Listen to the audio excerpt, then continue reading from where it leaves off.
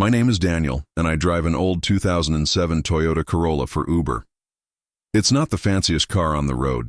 Scratches on the bumper, a faint dent on the left door, and a radio that sometimes cuts out. But that car has a story, one that most people never bother to ask about. The morning started like any other. I brewed my cheap gas station coffee, glanced at my phone, and saw the bills piling up. Rent due, medical payments for my mom, and my daughter's school fees.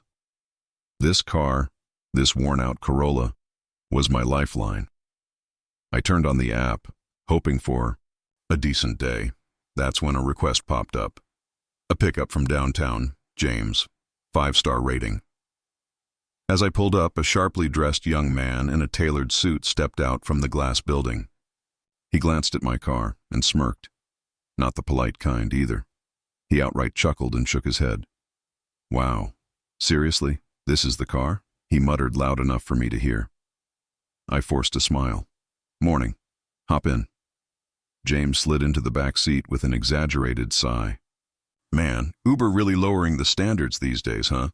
I gripped the steering wheel tighter but said nothing. He went on, mumbling, "Should have gotten the Uber Black. Guess this is what I get for being cheap." The tension sat heavy. In the car, I focused on the GPS, ignoring his snickers, but my heart raced. Not because of his words, because he had no idea, no clue, about the story behind this car. If you're already feeling curious about what happens next, don't forget to hit that like button. It really helps this channel grow. As we drove, James scrolled on his phone, still smirking occasionally. Then, out of nowhere, he said, "Dude, why don't you just get a better car?" "This thing's embarrassing." I took a deep breath. "Well, it's not that simple." He laughed. "Oh, come on, work harder, get a side hustle or something. No excuses." I bit my tongue. He didn't know that this car was once my father's. It was all I had left after my dad passed away 3 years ago. I couldn't sell it, not yet. Too many memories, too much history. But instead of explaining, I just said, "Sometimes things aren't what they seem." James scoffed. "Yeah, whatever, man." Little did he know, I used to be in a suit just like his. I used to walk into buildings like the one he came from. I wasn't always behind the wheel. By the way, if you enjoy stories of resilience and unexpected lessons, make sure to subscribe. You won't want to miss what's coming. As the ride continued, something started to shift. James got a phone call, loud, aggressive. I said, "Close the deal." "No, I don't care. Just make it happen." Ugh, morons. When the call ended, he leaned forward. "Man, stress is killing me. You're lucky, you know. Just driving around all day. No real pressure. Lucky." That word hit me like a punch. He really didn't know. I glanced at him through the rearview mirror. You'd be surprised what kind of pressure people carry, even behind this wheel.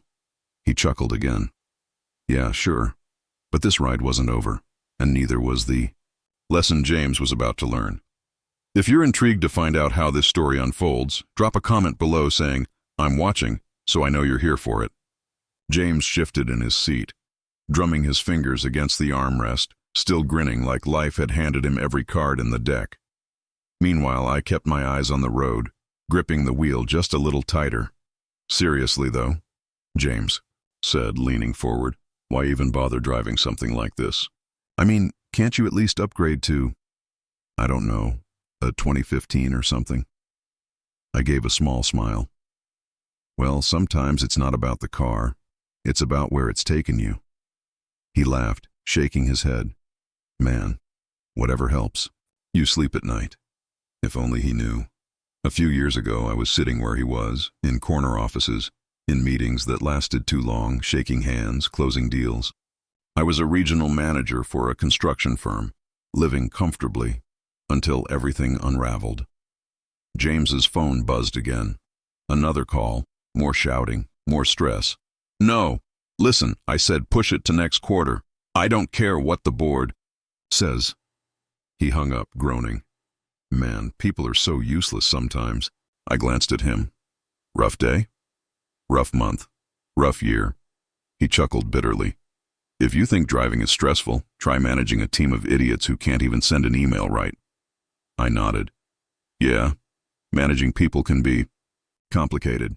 Hey, if you've ever dealt with a stressful job or difficult people, hit that like button. You're definitely not alone in this. As we hit a red light, I caught James studying the worn dashboard, the faded upholstery, the scuffed steering wheel. He scoffed. Man, this car's seen things, huh? I smiled slightly. Yeah, you could say that. For a moment, silence filled the car. A rare, peaceful pause. But James couldn't help himself. So what's your excuse then? Bad with money, poor decisions, gambling, or just lazy? That one hit. I clenched my jaw. He had no idea. No, I said calmly. Life threw some things my way. Things I didn't expect. Things I wouldn't wish on anyone. He laughed. Yeah. Everyone's got a sob story. I turned down a quieter street, glanced at him through the rear view, and said, You? No. I used to have your job. He blinked. What? Regional manager, construction firm, 5 years, wore the suits, drove the BMW, had the high-rise apartment downtown. James stared, silent for the first time. Yeah? So, what happened? I took a deep breath. My daughter got sick, real sick. Medical bills stacked up fast. Insurance only covered so much. Then my dad passed away, left me this car, sold everything else to keep her alive, walked away from the job, spent every minute by her hospital bed. His smirk faded. His fingers stopped tapping. Damn. I nodded. Yeah, damn. If you think this story deserves to be heard, make sure to subscribe. You won't believe where this ride goes from here. James shifted back in his seat, suddenly quiet. His eyes were on the window now, no longer looking at me. Or the car. You know, I said, breaking the silence, this car may not look like much, but it's carried me through the worst parts of my life. And somehow, it's still moving. Just like me. James sighed. Guess I never thought about it like that. The tone shifted. The laughter was gone. The judgment faded. But the ride wasn't over yet. Comment, respect if you believe everyone has a story worth hearing. James leaned back, staring out the window, no longer grinning, no longer laughing. For the first time since he got in, he looked thoughtful, maybe even uncomfortable. So, your kid? He asked, his voice softer now. Is she okay? I nodded, gripping the wheel a little tighter. Yeah, she's doing better now. 3 years of treatments. It wasn't easy, still isn't. But we're getting through it. James didn't respond right away. He fiddled with his watch, cleared his throat, then said, Man, I guess. I didn't expect that. Most people don't, I replied. They see the car, the job, assume they know the whole story. The silence was heavier now, but not awkward, just real. Honest. We pulled up to a traffic light, and James glanced around at the neighborhood. Rundown buildings, cracked sidewalks, corner stores with flickering neon signs. Used to come through here as a kid, he muttered. Back when my dad still lived around here, before he bailed. That caught me off guard. Didn't think someone like you knew this part of town. He chuckled, but there was no humor in it. Yeah, grew up not too far from here. Mom worked 3 jobs. We barely scraped by. But I made it out, worked my way up, built something. I glanced at him through the mirror. Then why laugh at the car? He sighed. I guess. I don't know. Forgot where I came from, or maybe didn't want to remember. If this is hitting home for anyone, show some love by liking this video.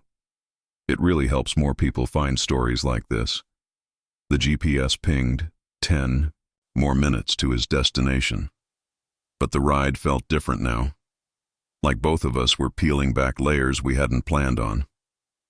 You know, James said after a pause, I always told myself I'd never be like my old man. Never struggle like that again. So I worked. Hard. Ruthless even. Burned a lot of bridges. Got the fancy car, the suit, the condo. But, man, I don't even remember the last time I was happy. I nodded. Happiness isn't in the car. Or the suit. Yeah, he muttered, starting to get that. I smiled faintly. This old Corolla may not impress anyone, but it brought my daughter home from the hospital. It's taken my mom to her appointments. It's paid rent, fed my family. Every scratch on this car, that's a story of survival. James rubbed his face, looking exhausted in a way money can't fix. Man, you got me thinking. Maybe I've been chasing the wrong things. If you've ever had a moment that made you rethink everything, drop a comment saying, I feel this. You never know who needs to hear your story too. As we turned onto the final stretch of the ride, James glanced at me again. You know, I'm sorry for how I came at you, for laughing. That was, not cool. I nodded. Apology accepted. He chuckled. Guess life has a funny way of humbling you, huh? Oh, it does, I replied. Every single day. But neither of us knew yet that this ride was about to take an even more unexpected turn. Make sure to subscribe if you want to see what happens next. Trust me, you won't believe it. James leaned forward, elbows resting on his knees, staring at the dashboard like he was seeing it for the first time. The arrogance he walked in with, gone, replaced by something heavier, something real. You know, he muttered, I used to think people driving for Uber were just people who failed, people who didn't try hard enough. I glanced at him, eyebrows raised. And now, he sighed. Now, I think I might have had it all backwards. We cruised through a quieter part of the city. The road curved alongside a park where parents chased toddlers and old men played chess at worn picnic tables. Life, simple, unpolished, but alive. You know what's crazy? James continued. I've got the condo, the Mercedes, the corner office. But I wake up every day wondering why I even bother. Half the time I feel like I'm just suffocating. Chasing someone else's definition of success, I said. Yeah, he nodded. Exactly. If this conversation is opening your eyes too, hit that like button. You never know whose perspective it might change. James leaned back, letting out a long breath. Man, when I was a kid, I promised myself I'd never be broke again. Never worry about bills. And now, I've got everything I thought I wanted. But somehow I've never felt more empty. I nodded slowly. Happens more than people like to admit. Then, almost like the universe was listening, my phone buzzed. A text notification from my daughter's school flashed on the screen. Dad, remember my recital tomorrow. Don't be late. A small smile crept onto my face. That's why I do this. James caught the glance and tilted his head. Your daughter? Yeah. Her recital's tomorrow. Wouldn't miss it for the world. He chuckled. Man, you've got your priorities straight. Way more than me. I turned toward him. Let me ask you something. When's the last time you showed up for someone without checking your schedule first? James blinked. Wow. I don't even know. Been years, I guess. The car went quiet. The hum of the engine was the only sound between us. You know, he finally said, rubbing his chin, I always thought the grind would lead to freedom, to happiness.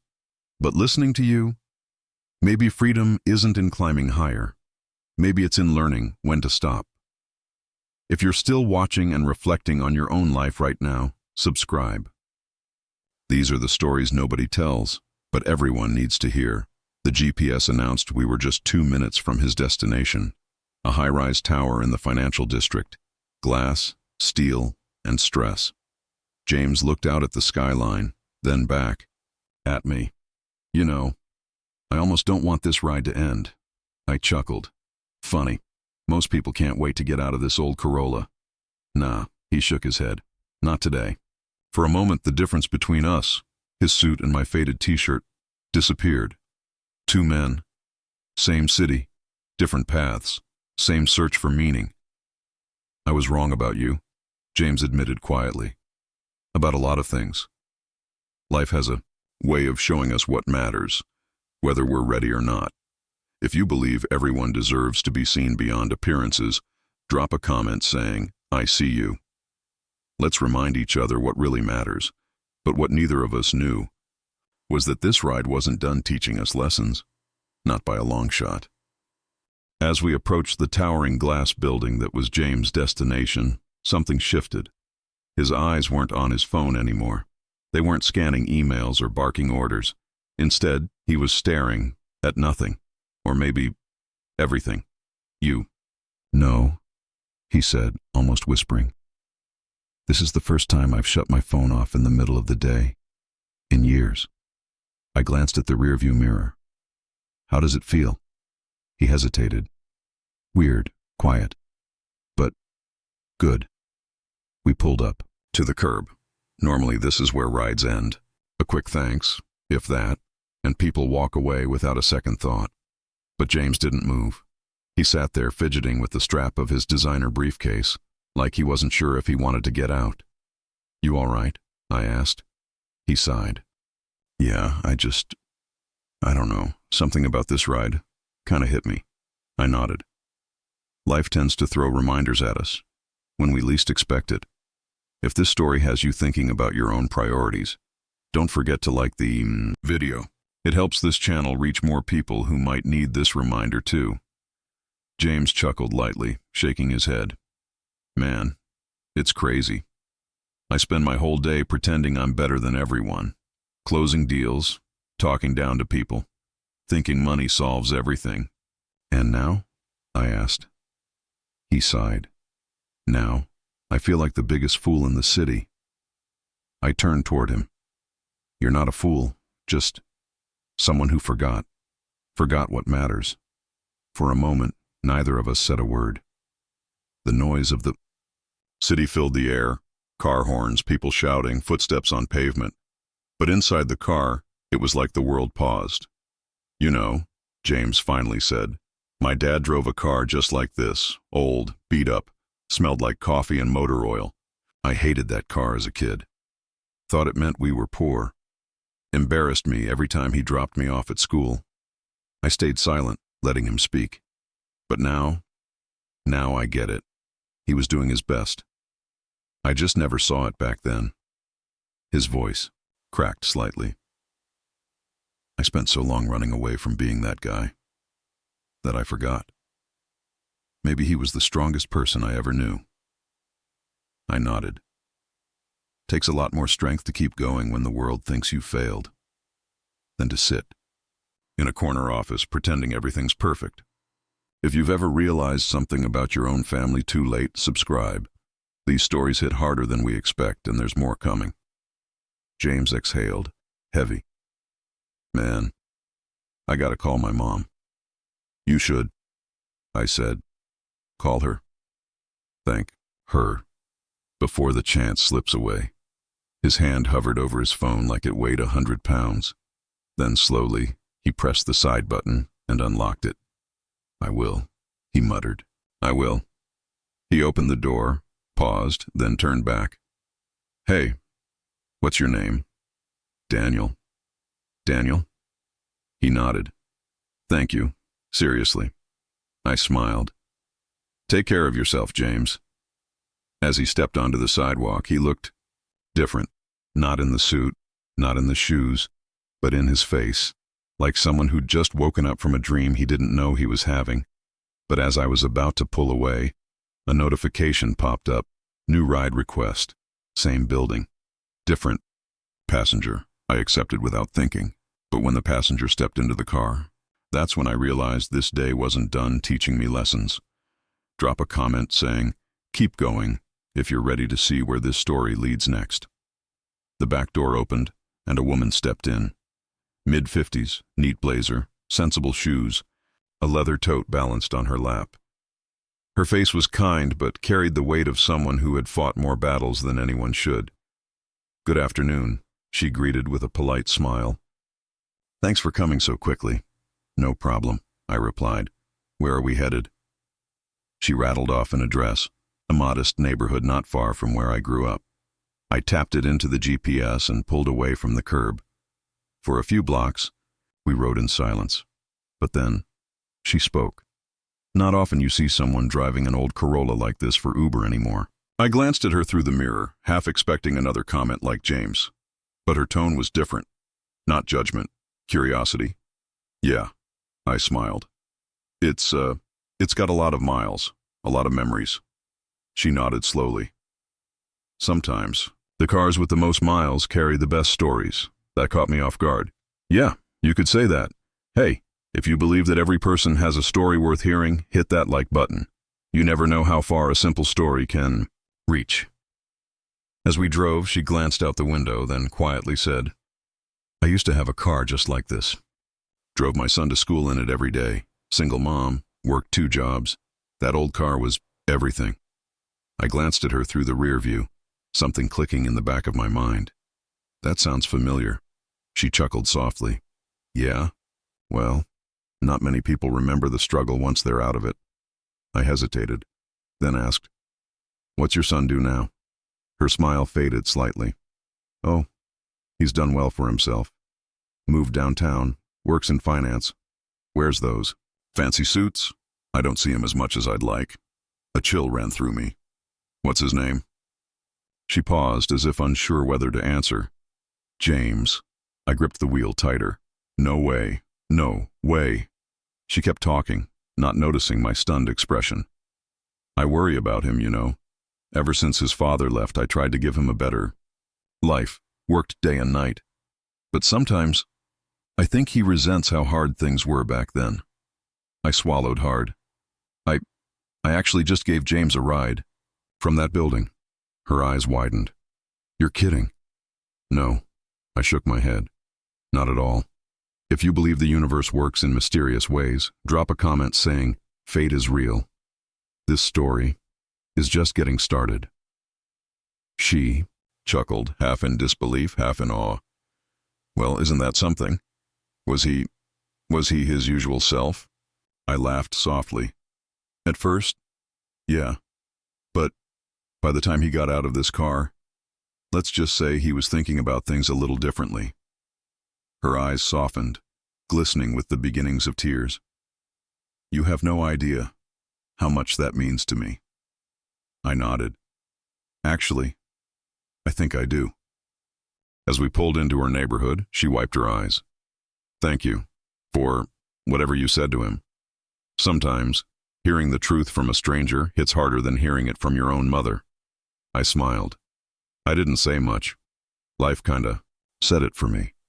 She opened her door, but before stepping out, she turned back. You know, I think this was more than just a ride, for both of us. If you believe some people cross your path for a reason, make sure to subscribe. This story isn't over, not by a long shot. As she walked toward her house, I sat there for a moment, realizing that maybe this old Corolla wasn't just a car. It was a vessel for lessons, for change, for connection, and the day wasn't over yet.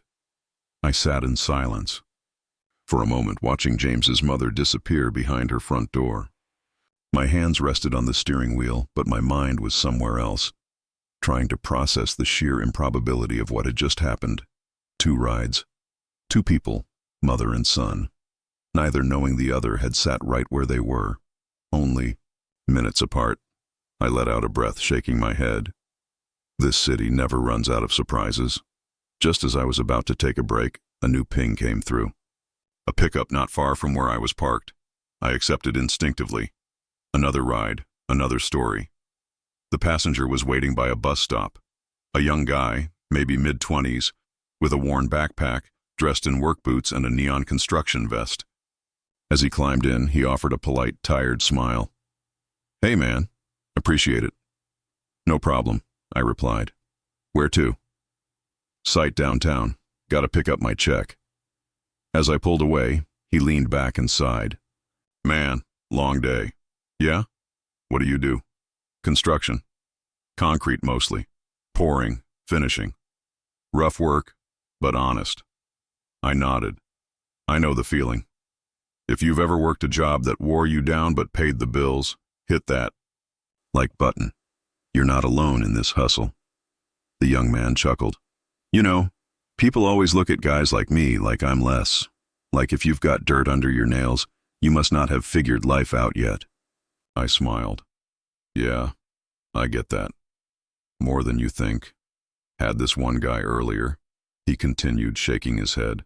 Saw me on the bus, wearing this vest. Looked me up and down and laughed. Whispered something to his friend like I wasn't even there.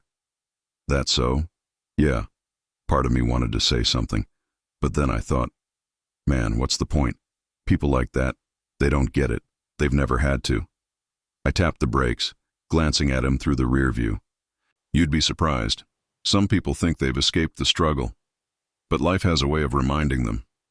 He laughed. Ain't that the truth? If you've ever been underestimated because of how you look or what you do, drop a comment saying, I know my worth. Let's remind each other how valuable we are. For a few moments, we just sat in comfortable silence. Two people who understood what it meant to grind, to push forward even when the world underestimated you. Then he asked, so what about you, man? You always wanted to drive? I chuckled. Not exactly. Used to work in management. Corporate world. Wore suits. Sat in meetings. Played the game. No kidding. He raised an eyebrow. What happened? Life. My daughter got sick. Bills piled up. Family needed me more than the job ever did. Sold the fancy stuff. Kept the things that mattered. This car was my dad's. Been with me through it all. He nodded slowly. Man, respect. For real. We pulled up to his site, a muddy lot framed by half-finished steel beams. He unbuckled, grabbed his bag, then paused. You know, people always think the guy in the suit has it all figured out. But hearing you, nah, man, you're rich in the stuff that actually matters. I smiled. Thanks, brother. Keep grinding. You're building more than just concrete. He nodded. You too, man. As he closed the door, I watched him disappear into the chaos of the job site. Another reminder that strength isn't in what you wear, it's in what you carry. If you believe that real wealth is in family, resilience, and purpose, not stuff, make sure to subscribe. This journey isn't close to done. My phone buzzed again. Another ride, another lesson waiting. As the next request came in, I barely glanced at the details before accepting. My mind was still turning over everything from the last few rides, the mother reconnecting with her memories, the construction worker finding dignity in his grind, and James, a man who walked into my car with laughter but walked out with something heavier. I pulled up to a small coffee shop on the corner. Waiting on the sidewalk was a woman, mid-30s, dressed in a crisp blazer but with sneakers on her feet, someone who balanced professionalism with practicality. Her hands were full, laptop bag, phone, and a large cup of coffee. She slid into the back seat with a sigh. Thank you. Been one of those mornings. No problem. Where to? I asked. She rattled off the address. Another office downtown. As I pulled away, she glanced at the dashboard, then the worn interior, but unlike others, she didn't comment. Instead, she said, This car's been through things, huh? I chuckled. Yeah, you could say that. Reminds me of my dad's old truck, she said, staring out the window. Falling apart by the end, but, man, the story's that thing. Could tell. Yeah, funny how vehicles end up carrying more than just people. If you've ever had an old car that meant more than any new one ever could, hit that like button. This one's for you. She laughed softly. No kidding. He drove that thing to every single soccer game, every parent-teacher conference. Rain, snow, didn't matter. I smiled. Sounds like a good dad. She nodded. He was. Lost him a couple of years ago. Sometimes I wish I could ride in that truck one more time, just to remember. Her voice cracked at the end, and she quickly wiped her eye. Sorry, didn't mean to dump that on you. I shook my head. No need to apologize. Everyone's carrying something. There was a quiet pause, heavy but comforting. You know, she continued, I sit in boardrooms all day, full of people pretending like they've got it all figured out. But honestly, most of them are miserable, chasing bonuses, fighting for promotions, killing themselves over titles. I nodded. Yeah, I used to be one of them. Her head tilted. Really? Yep, had the suit, the office, the stress. Then life reminded me, none of that lasts. If this message is reminding you to reflect on what really matters, Drop a comment saying, "I choose peace. Let's build a community that values the right things." She smiled, looking out the window. Funny how life forces us to learn the same lessons over and over until they stick. Yep, I agreed. Usually when we least expect it. The GPS announced we were 5 minutes out. As we navigated through the city streets, she glanced at me again. "You seem peaceful, like genuinely at peace. Most people in this city, you don't see that much." I smiled. Took me a long time to get here. A lot of things had to fall apart before I figured out what really matters. She leaned back. "Yeah, I get that. You know, this morning I was stressing about a presentation, about whether I was going to get this promotion. But now, after this conversation, maybe that stuff doesn't matter as much as I thought." I glanced back at her. "It's not that it doesn't matter. It's just, it shouldn't be everything." She nodded slowly. Yeah. If you believe in finding balance before it's too late, make sure to subscribe. There are more stories like this coming that you won't want to miss. As we pulled up to her office building, she paused before stepping out. "Thank you for the ride and for the reminder." I smiled.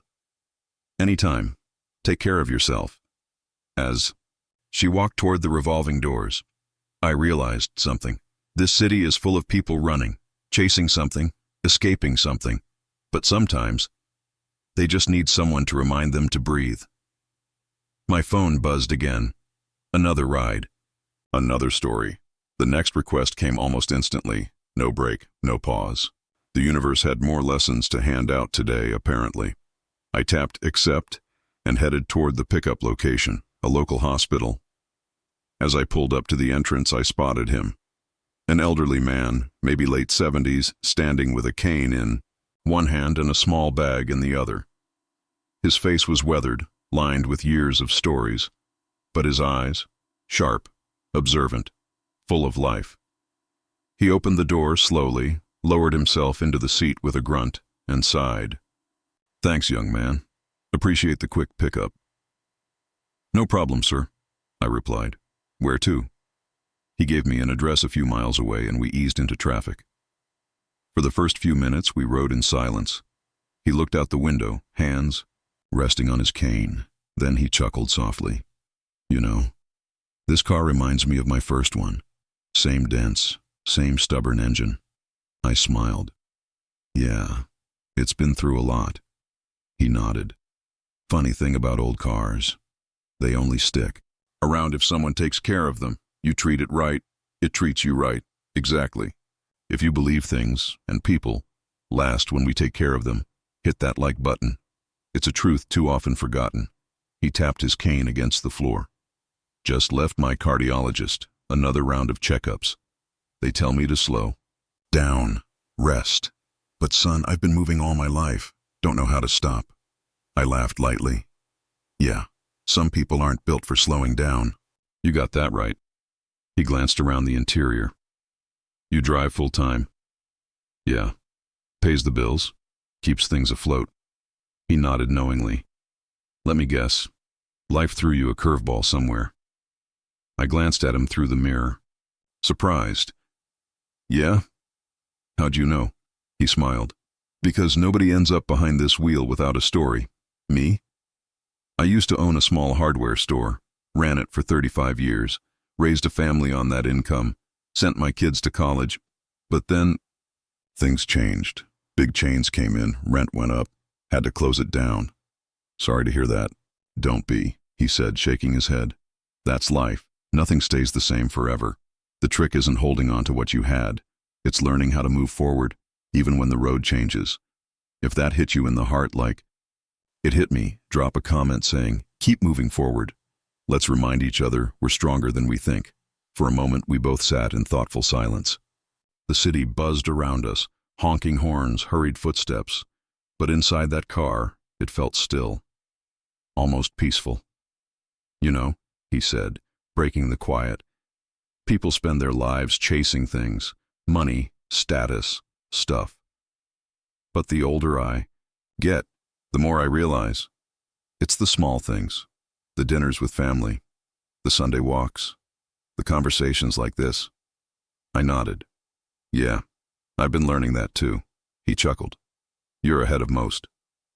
The GPS announced we were nearing his destination. As I pulled onto his street, lined with old brick homes and tall oak trees, he pointed toward one. That's me, right there. I parked and he slowly gathered his things. Before getting out, he paused, turned to me, and said, Thank you, son, for the ride, and for reminding me the world's still full of good people. I smiled. Thank you for reminding me the same. If you believe in the power of simple conversations to change lives, make sure to subscribe. There are more stories waiting just down the road. As he walked up his front steps, my phone buzzed once again. Another ride. Another story waiting.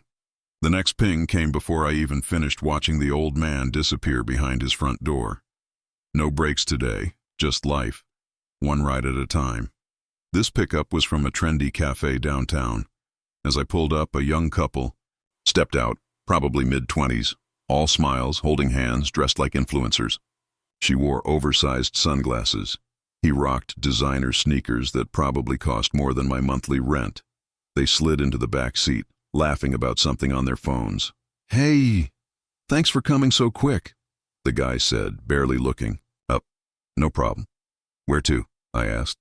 He rattled off an upscale shopping district a few miles away.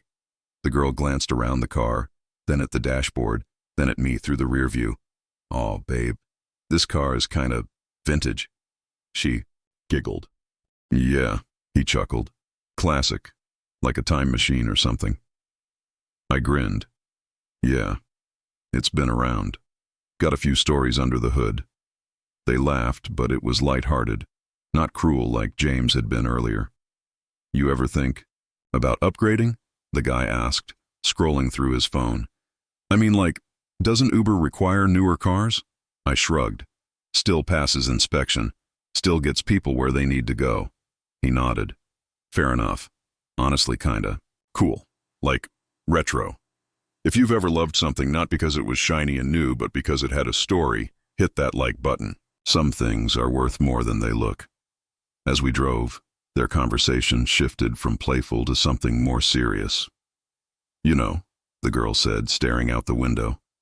My dad used to drive a car like this. Not fancy, but it was always there, reliable. The guy nodded. Yeah, my folks too. Drove this beat-up minivan until the wheels fell off. She sighed. Kinda makes me think. We spend so much time chasing the next thing. New phones, new shoes, new everything, but like, what are we even trying to prove? Her words surprised me. Not what I expected from a couple that looked like their lives revolved around Instagram. The guy leaned back. Yeah, I mean, we flex online, sure. But half the time, it's just noise. None of it really makes us happy. I glanced back through the mirror. It usually doesn't, but people don't realize that until they're running on empty. She nodded quietly. My grandpa used to say, chase memories, not things. That's a smart man, I replied. If you agree that memories matter more than stuff, drop a comment saying, memories over money. Let's spread that reminder. Today, the guy chuckled. Honestly, this ride's kinda deep. Didn't expect that. Neither did I, the girl added. We were literally just arguing earlier about whether to get the new iPhone. Now I'm thinking, maybe it doesn't matter. Probably doesn't, I smiled.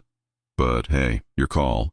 They laughed again, but this time it felt real, less performative, more grounded. As we neared the shopping district, the guy leaned forward. You know, thanks, man, for the ride and the perspective. Anytime. I nodded.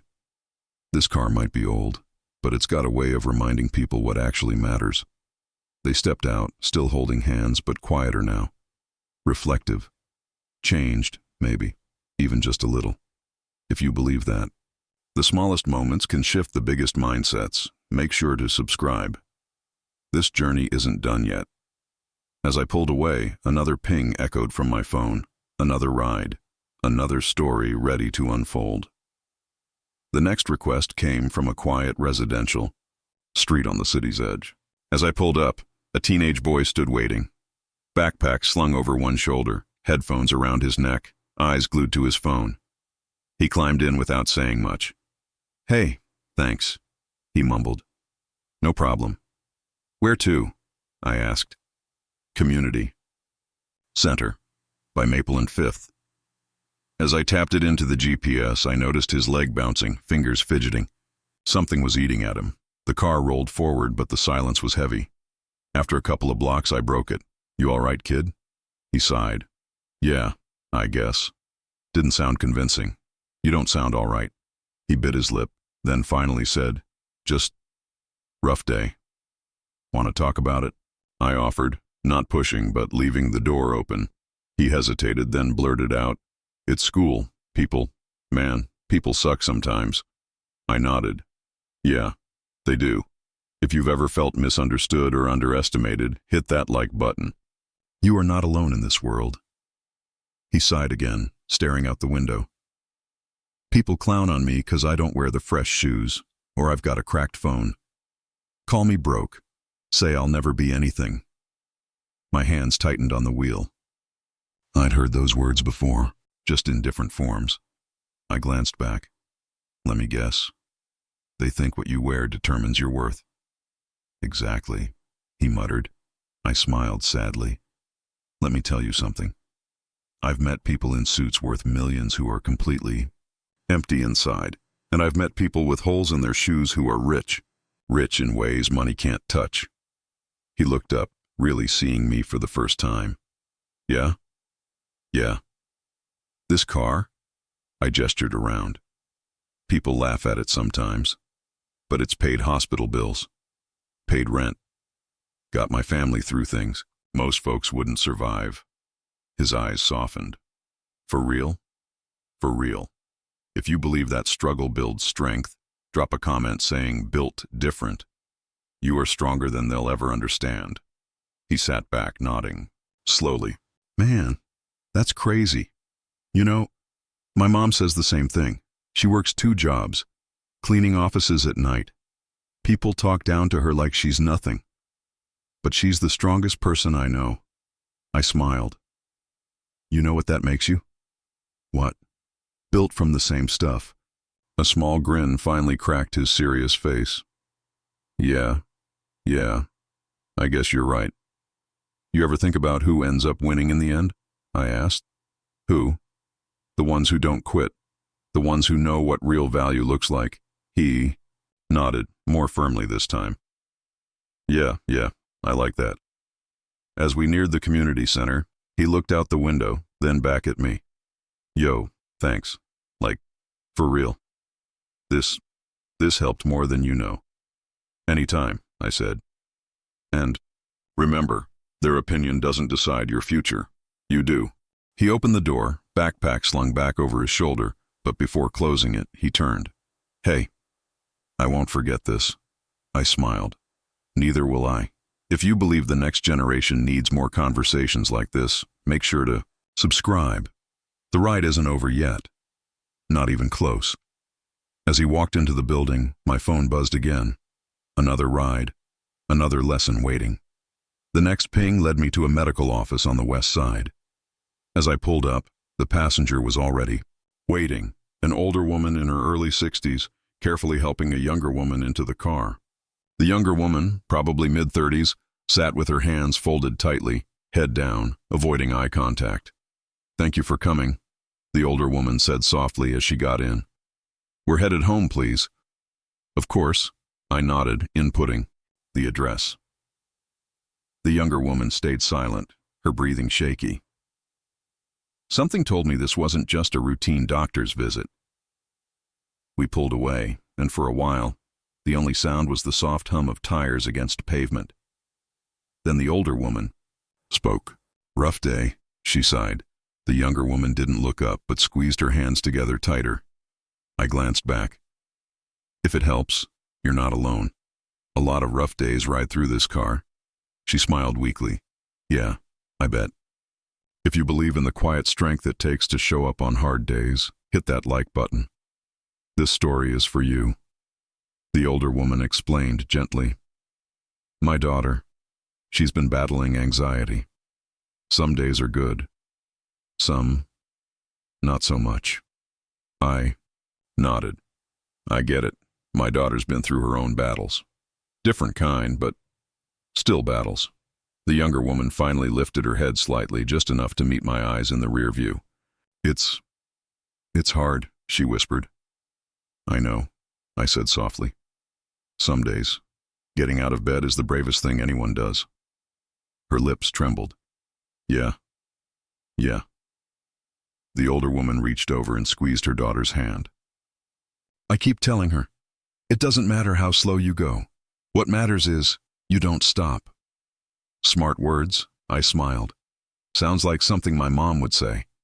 The daughter let out the tiniest laugh through her tears. Moms are like that. If someone in your life has been your rock during tough times, drop a comment saying, thank you, insert their name. Let's flood this with gratitude for those people. The older woman nodded. It's hard watching someone you love fight. Battles you can't see. You wish you could carry it for them. But all you can do is show up. I nodded, feeling that deep in my bones. Showing up matters more than anything.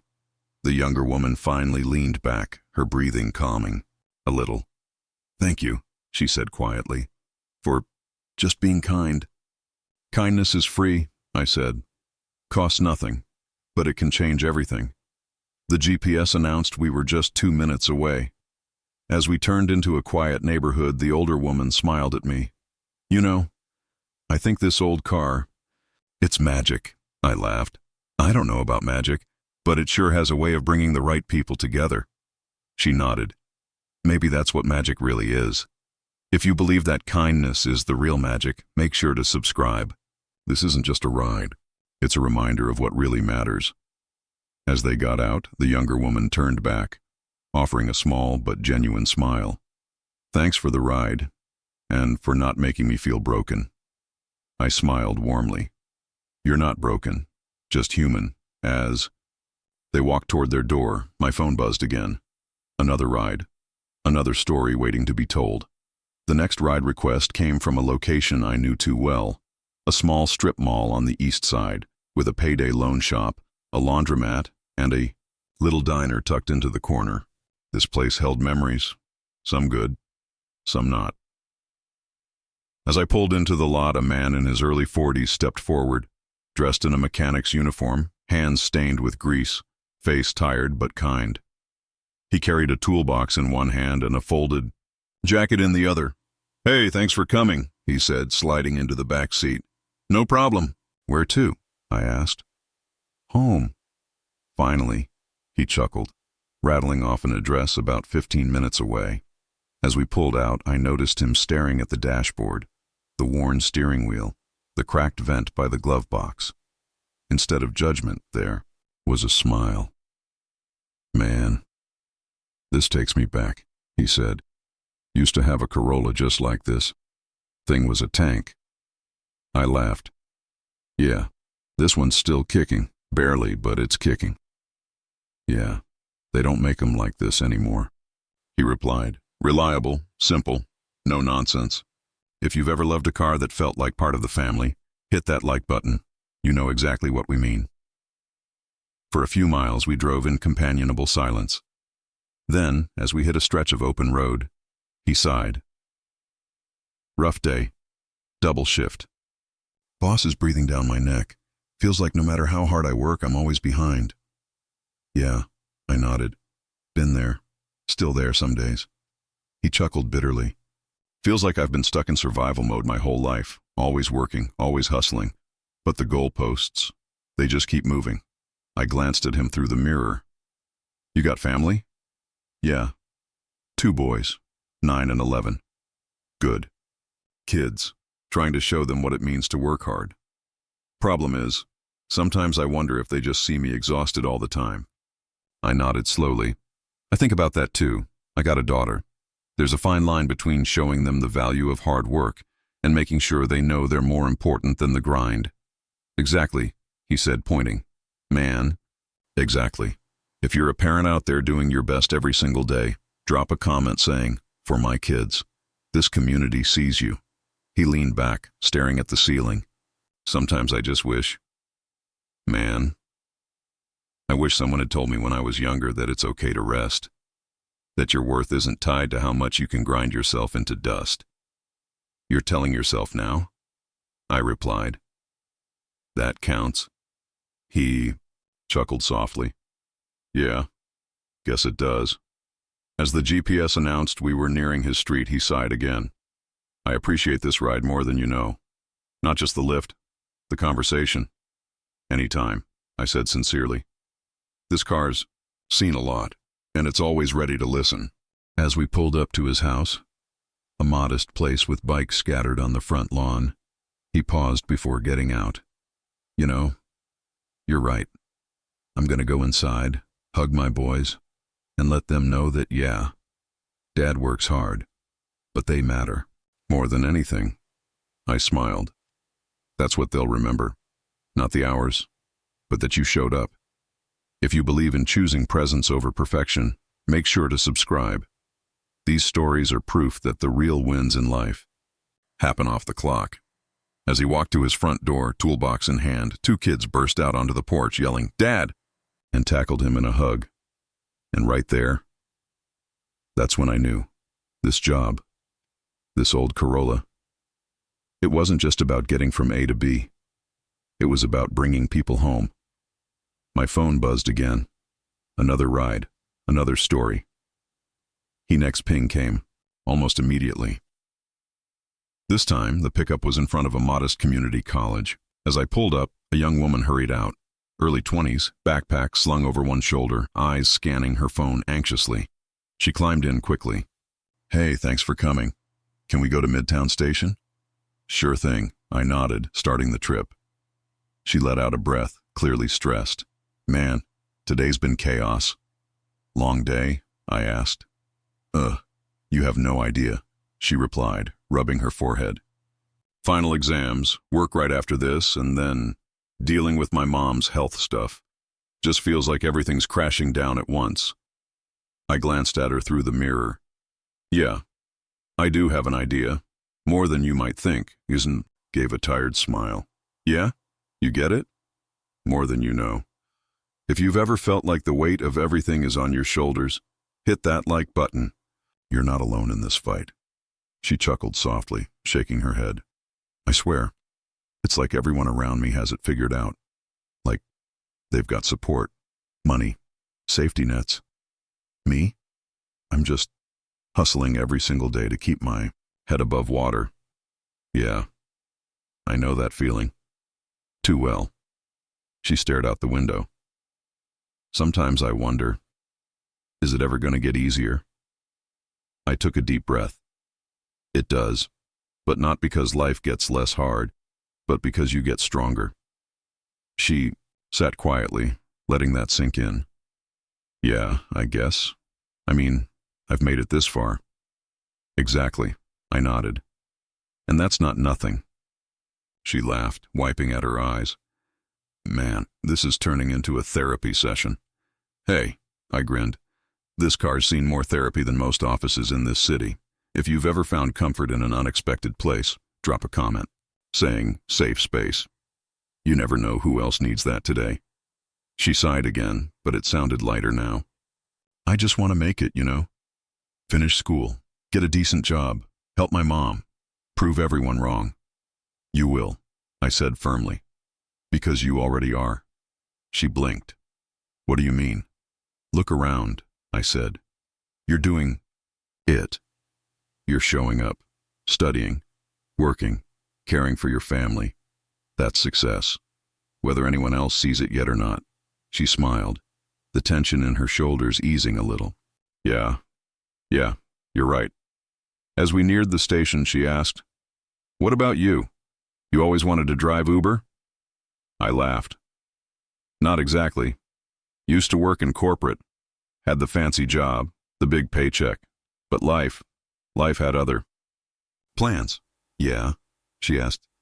My daughter got sick. Medical bills stacked up. Had to sell everything. This car? I tapped the dash. It was my dad's. The last thing I kept. Been driving ever since. Her face softened. Wow, you really do get it. I do. If you believe that strength isn't about how easy life is, but how you keep going anyway, make sure to subscribe. These stories remind us we're not alone. As we pulled up to Midtown Station, she grabbed her bag and paused before stepping out. Hey, she said, I know I'm just another rider, but this meant more than you know. I smiled. You're not just another rider. None of you are, she grinned, stepping out. Keep driving, man. You're changing more than you realize. As she disappeared into the crowd, my phone buzzed again. Another ride. Another chance to remind someone that they matter. As the next request came in, something felt different. I didn't know why. Maybe it was the weight of the entire day, every story, every conversation, every reminder that behind every face was a fight, a lesson, a life. I hit accept and drove toward the pickup point. To my surprise, it was the same building where the day had started, the glass tower downtown where James had first stepped into my car. As I pulled up, there he was. James, no suit this time. Just jeans, sneakers, and a simple t-shirt. No briefcase, no phone glued to his ear. Just James and his mom, standing right beside him. She smiled when she saw me. Well, look who it is. I laughed, stunned. Didn't expect to see you two together. James opened the door and slid in, motioning for his mom to follow. Yeah, neither did I, but we talked. A lot. His mom nodded, smiling warmly. Best conversation we've had in years. As I pulled away, James looked around the car, running his hand over the worn seat. You know, when I first stepped into this car, I laughed, thought it was a joke. But this car, it's more than I ever understood. I smiled. Yeah, funny how life works. If you believe in second chances and the power of reconnecting, hit that like button. This story is proof it's never too late to change. James chuckled, shaking his head. Man, I spent so long thinking success was about the suit, the money, the title. But sitting in this car, hearing your story, and then hearing my mom's, it hit me. His mom reached over and squeezed his arm. Told you. Son, sometimes the richest people aren't the ones with the most money. James nodded. Yeah, I get that now. We rode quietly for a moment, all of us soaking in the weight of that realization. Then James spoke again. You know what's wild? After our ride, I walked straight into my office and quit. I blinked. You're serious? Dead serious, he nodded. Didn't even think twice, just realized I was done chasing the wrong things. His mom smiled, proud. First time in years I've seen him breathe. What's next? I asked. He grinned. Honestly, no clue, but I'm gonna figure it out. Spend time with my mom. Maybe volunteer. Maybe start something of my own. Something that actually matters. If you've ever thought about walking away from something that doesn't serve you anymore, drop a comment saying I choose me. You're allowed to rewrite your story. As we neared their destination, a cozy little diner on the edge of town, James leaned forward. You know, this ride changed my life. I don't say that lightly. You reminded me that people matter more than things, that showing up, being present, means everything. I smiled, feeling the weight of it. Funny, you're not the first person to tell me that today. James chuckled. Yeah, I believe that. We pulled into the diner lot. As they got out, his mom turned to me one last time. Thank you for being the right person at the right time. I nodded.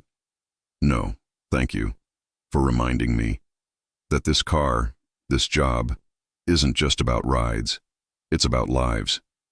If you believe that sometimes the smallest interactions can have the biggest impact, make sure to subscribe. This may be the end of today's ride, but the journey continues. As they walked inside together, laughing, really laughing for the first time in years, I sat back in my seat. took a deep breath, and smiled.